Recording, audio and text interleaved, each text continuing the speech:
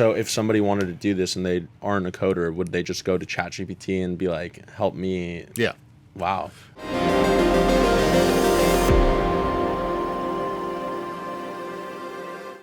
Selenium is a tool used by automation testers that are like trying to see if software is going to break when you do the same things over and over again with slight variations. What it means you can do for like is you can script things that don't have a programmatic interface, so you can actually like tell it to click on this and go to this and scroll down and do all this other stuff. So instead of using the mouse, connecting it to the fan to move the mouse so that you show that you're pretending to work Right. when you're working from home, you can do that. Automate it.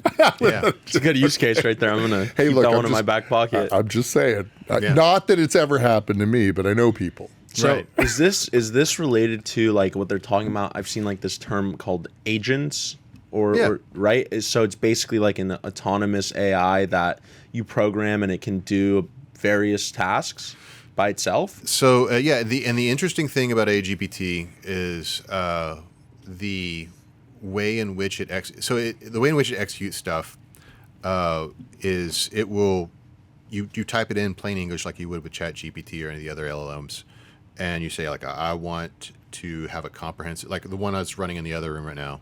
I want to have a comprehensive report on every Democratic federally elected official from Texas that's ever said anything positive about blockchain and Bitcoin or cryptocurrency.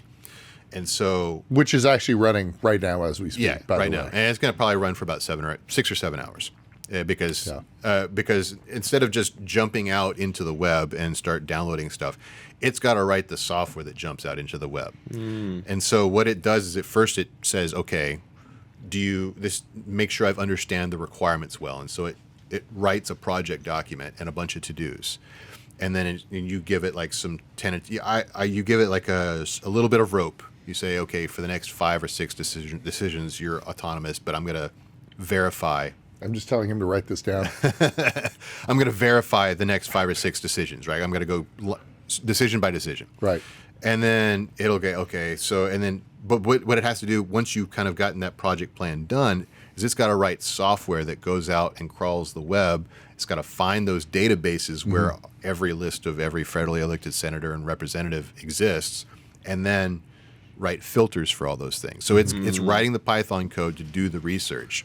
So like the next hour is writing the software that does the research before it even starts gathering data. And so once it's written its specialized info gathering tools and generates the right type of data structures for it all to live in, CSVs or databases or whatever, and then it starts crawling the data and actually generating the report using the large language model stuff to fit your original requirements.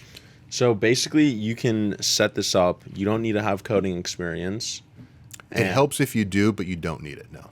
And so if somebody wanted to do this and they aren't a coder, would they just go to ChatGPT and be like, help me? Yeah.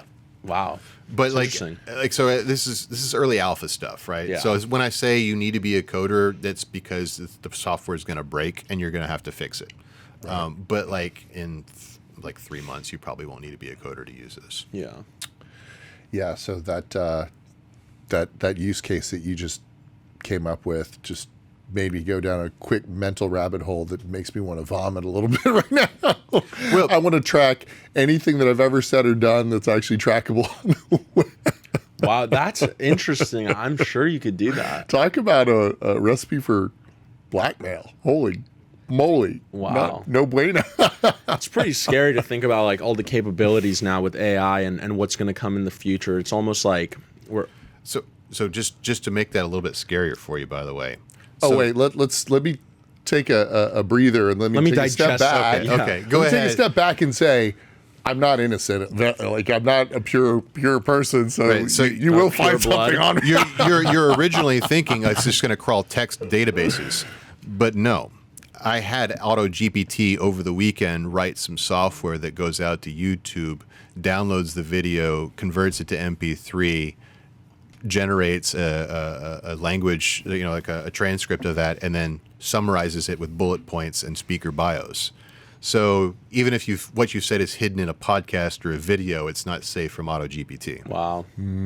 So you can basically do anything with this thing. That's great. I'm so excited. Can't wait till And the cost to run this thing. If you, I mean, like based on my usage, Okay, if yeah. you have it run 24/7, just hitting all the APIs that it hits, you're talking about $2 to $4 worth of server costs a day.